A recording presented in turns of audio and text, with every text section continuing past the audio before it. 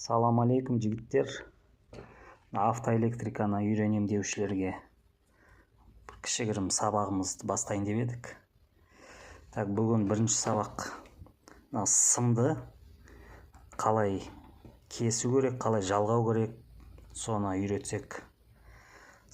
Автоэлектриктің жұмысының 90% осы сымдармен жұмыс қой. Так что керекті мәлімет аласыздар деп ойлаймын. Біздің каналға жазылып қойыңыздар. Әлі алда көп қызықты мәліметтер береміз. Мынау сымды ашитындардан бастайық. Бірінші құрылғымыз аты стриппер деп аталады. Мынау қарапайым кусачка. Мынау құрылғыны кейіннен көрсетем. Мынаумен бірінші ашуды үйретеміз. Басталды ма? Стриппер бір қымбат тұрмайды, бір 5000 теңге ме тұрады. Мынау еще арзаны біздегі.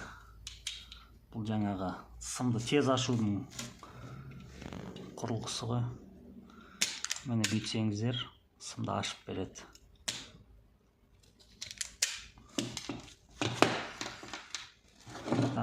Мына екінші құрылғы. Бұл да қымбат тұрмайды, сол 3-4 мыңның төңірегінде тұратын шығар. Біздегі ито онша қазір жақсылар шыққан.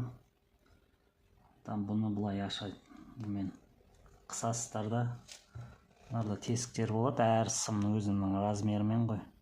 Өзінің размеріне келтіресіздер да, қысып кетіп ашасыздар. Сосын мынандай әдісі бар, енді бұл кусачкамен бұрынғылардың әдісі ғой. Бұл мен қолданбаған жөн деп ойлаймын. Себебі ішіндегі жилаларын кесіп жібереді да бұл.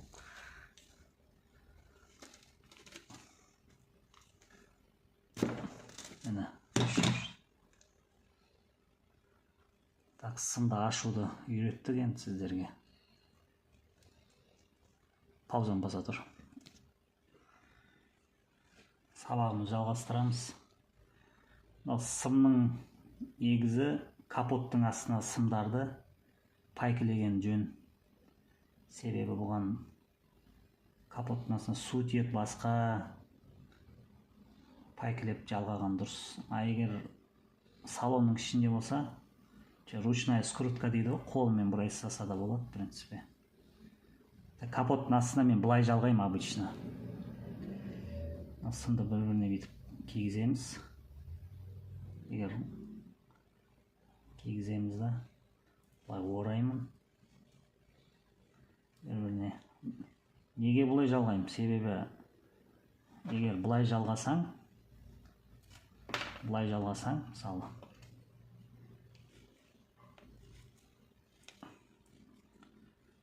мына жерде бүйтіп шишкі болып қалады да. Изолентмен орасаң да, басқа қысаң да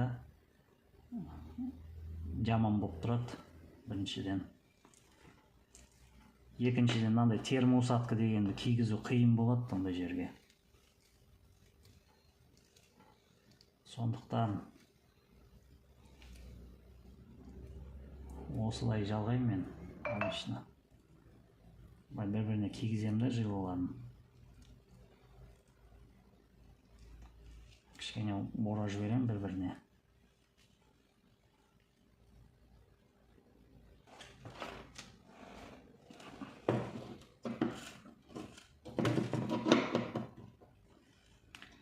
Үстіп істеп алам. Сосын пайкілеп істеу керек енді сымды желательно. Мынаны флюс дейді. Флюс қосамыз, пайк ішіне жақсы кіру үшін. Бұл да бір 2000 теңге тұрады. И паяльник. Қалың сымға паяльниктің қуаты мықты болу керек. Мендегі паяльник 65 ваттық. Сосын оловы дейді ғой. Оловы үлкен рөл атқарады пайкіде. Желательно мына жерде жазуы тұр ғой, 63% оловы, 37% қорғасын барды нан құрамында. соны желательно осындай пропорцияда олов алу керек та. Мынаны мен Алиэкспресстен заказ берем, қатты қымбатта тұрмайды. 60-та 40 дегендер кездеседі, вот сондай пропорцияда алу керек та, примерно. Сол кезде мынау тез еритін оловы ғой, низкотемпературный дейді ғой, төмен температурада еритін. Так, кішкене паяльниктің жалғасына жинап аламыз.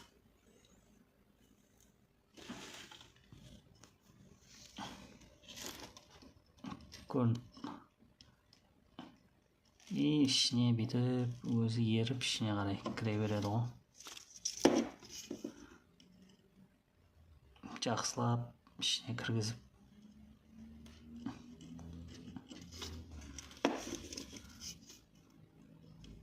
Осылай сымды бір-біріне паят етеміз. Паяльник жақсылап қыздырып алу керек ол үшін. Сол кезде оңай болады. Міне. Осылай жасайсыздар да. Енді бұны сыртынан, енді капоттың астында болса, желательно мынандай термоусадка ішінде клеймен болады. Мынау жай термоусадка ішіне клеймен дұрыс капоттың астына су тиетін жерлер болса. Кигізесіздер да.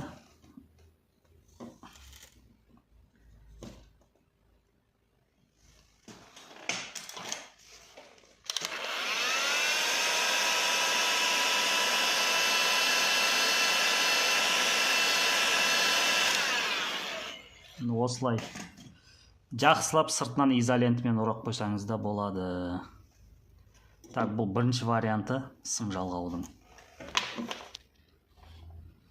Енді екінші вариант мынандай арнайы жалғағыштар арқылы.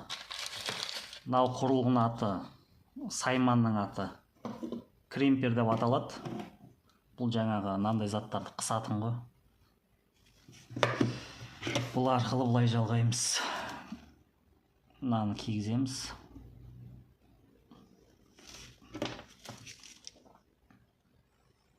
Сайманға саламыз.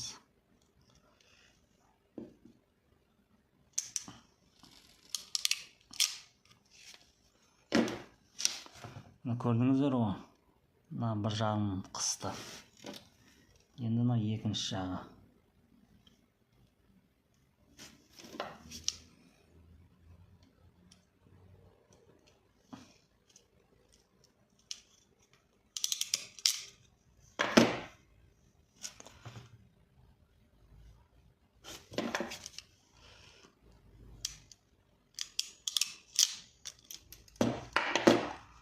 Қысып бастайды бастарын. Бұғанда жаңағындай термоусат кигізесіздер, болмаса изолентмен орай саласыздар ғой. Мынау өте мықты соединение дейді ғой.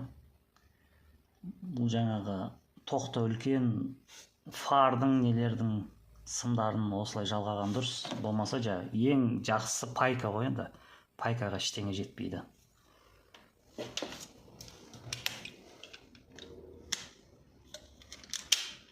Так, тағы бір жалғаудың түрін көрсетейін сіздерге. Ол мынандай арнайы термоусадкалар сатылады қазір. Ішінде оловысы бар. Ішінде бұны қыздырған кезде оловы ерейді, сөйтіп ішіндегі сымдарды бір-біріне жалғайды. Және де бұл су өткізбейді. Бұл істегеннен кейін су өтпейді бұнан. Бұғанда мысалы сымды бір-біріне жалғайсыздар.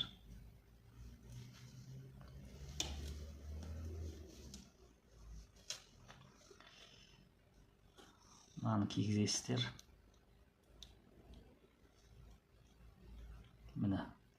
Жалғанған жерге оловын тигізесіздер да. И бұны немен зажигалкамен болмайды бұны жасауға. Бұны мынандай фенмен жасау керек. Міндетті түрде. Ертеңіз.